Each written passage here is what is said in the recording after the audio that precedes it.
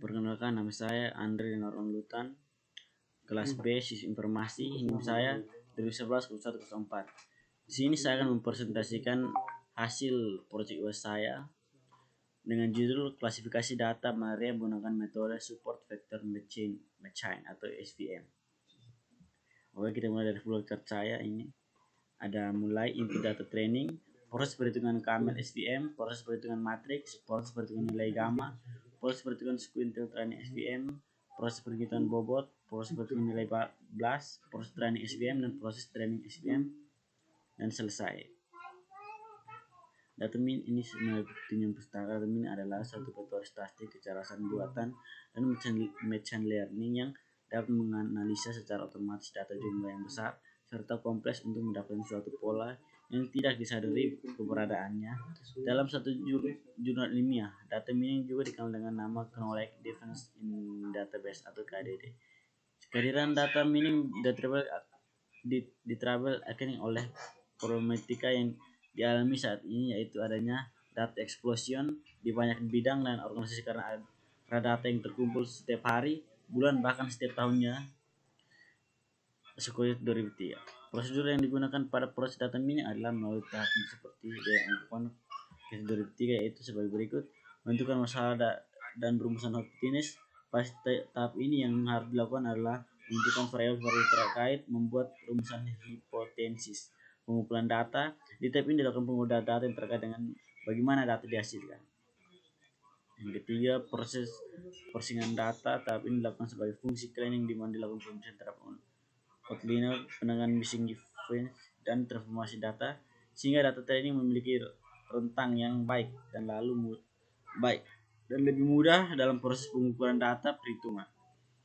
Salah satu contoh processing data adalah informalisasi. Perkiraan model 4. Di tahap ini akan dilakukan pemilihan teknik data mining. Tugas yang dilakukan: 5. Menafsirkan model dan menarik kesimpulan. Tahap ini berfungsi untuk memastikan model sebagai pendukung kesimpulan yang didapat. Ini kita mulai pertama, sistem linear menggunakan kernel yang lainnya digunakan pada data yang akan dihasilkan dapat dipisahkan dengan sebuah garis dengan mudah. Nomor 2, SVM nonlinear. Seperti vector matching nonlinear merupakan cara untuk memisahkan data dari yang satunya nonlinear menjadi linear dengan menggunakan fungsi kernel. Yang ketiga, kernel begini merupakan langkah-langkah proses kalkulasi menggunakan algoritma seperti itu. Ini langkah-langkahnya. Oke, kita skip ini. Pada penelitian ini, data yang digunakan merupakan data sekunder yang didapatkan dari data rekam medis Dinas Kesehatan Kabupaten Nabire Papua selama rentang waktu 2015 sampai 2017. Terdiri dari 200 data pengidap penyakit malaria dengan data gejala sebanyak 30 data. Data gejala yang didapatkan dijabarkan pada tabel 1 berikut ini. Tabel malaria.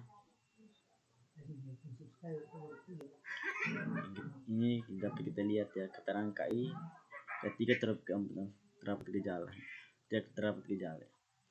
Perancangan sistem merupakan tahapan yang dilakukan dalam merancang sistem baik dari segi model maupun arsiteknya. Hal apa saja yang dibutuhkan serta bagaimana langkah kerja sistem. Berikut adalah langkah kerja klasifikasi menggunakan metode SVM. Untuk diagram alirnya dapat dilihat pada gambar pertamanya. Input, masukkan data sistem berupa data pasien, beberapa penyakit malaria beserta gejala yang dialami tiap pasien. Proses berhitungan klasifikasi penyakit malaria menggunakan metode SVM adalah sebagai berikut: A. Menginput data training, data fitnessing, intelesasi, parameter, jumlah fitur, dan jumlah maksimal interaksi. Lalu B.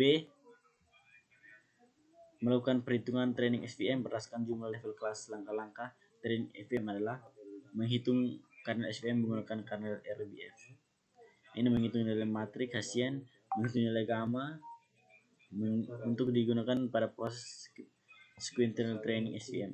Melakukan perhitungan sequential training SVM yang diantaranya menghitung nilai error. Nilai proses ini dilakukan sebagai interaksi yang ditentukan. Menghitung nilai bobot atau menghitung nilai bias. Melakukan perhitungan proses testing SVM, yaitu terdiri dari mulai data testing SVM, menghitung ke kernel data testing terhadap data training, menghitung jumlah karena data testing dikali nilai dan kelas sistem. Menghitung nilai fungsi klasifikasi if dan kurang x, v dan kurang x dengan fungsi sing dengan menggunakan metode one out. Penerapan sistem sesuai dengan perencanaan yang telah dibuat, yaitu menggunakan pembukaan seperti platformnya ataupun fase implementasinya adalah: yang pertama, implementasi antar sistem menggunakan bahasa pembukaan Java. Yang kedua, implementasi support sistem klasifikasi. Yang ketiga, berbasis klasifikasi penyakit malaria dan nilai akurasi dari sistem. Penguji. Perencanaan penguji bertujuan menjadi validasi sistem yang telah dibuat. Sistem dikatakan baik jika hanya menghasilkan nilai error yang kecil. Oleh karena itu, sangat perlu melakukan pengujian pada suatu sistem. Beberapa proses akan skenario penguji yang akan dilakukan terhadap sistem dengan menggunakan metode CAFOS, yaitu pengujian terhadap pilihan karena pengujian terhadap setiap parameter, pengujian terhadap setiap parameter juga, pengujian terhadap setiap parameter dari gamma, pengujian terhadap setiap parameter sigma. Pengujian terhadap terus pada supervision. Pada setiap skenario penguji dapat 10 volt atau segmen di mana 1 volt terdiri dari 20 data. Dari 20 data tersebut akan dibagikan ke dalam training dan finishing dengan pembagian 80% data training dan 20% data testing. Setiap volt terdiri atas 16 data training, yaitu masing-masing terdiri dari 4 data tertina, 4 data kuartal tanah, 5 data tropika dan 3 data offline, serta pada finishing terdiri atas masing-masing 1 data pada program tiap kelas. Pembagian yang tidak seimbang antar kelas disebabkan karena jumlah data diperoleh setiap kelasnya berbeda. Ini hasil pembahasan hasil pengujian jenis variabel yang ini dapat dilihat dari gambar dong, menunjukkan bahwa tingkat akurasi tertinggi yaitu dengan menggunakan kernel RBF dengan akurasi 62%. Ini penguji terhadap nilai parameter. Ini melakukan hasil dari nilai lambda yang digunakan pengujian nilai parameter dilakukan berdasarkan nilai parameter yang dimasukkan meliputi sesuai gambar ini. Berdasarkan gambar 3 dapat diketahui bahwa nilai rata-rata tingkat akurasi tertinggi adalah nilai 40% dari grafik tersebut. Bisa disimpulkan bahwa semakin besar nilai lebih baik. Hal ini disebabkan karena jika nilai semakin tinggi maka dapat membuat proses pada perhitungan matriks. Ini penguji nilai parameter. Berdasarkan gambar 4 dapatkan nilai akurasi tertinggi sebesar 70%. Penguji nilai parameter gamma ya. Berdasarkan grafik pada gambar 5 dituliskan bahwa rata-rata akurasi tertinggi pada nilai adalah 72%. Ini dengan gambar ke-6 dapat diketahui bahwa tingkat akurasi nilai sigma mengalami peningkatan dari 0,01 hingga mencapai akurasi tertinggi pada 91 dengan akurasi 65%. Ini berdasarkan hasil pengujian jumlah interaksi menunjukkan bahwa jumlah interaksi mulai meningkat pada interaksi yaitu sebesar 65%. Oke, sekarang ini sudah.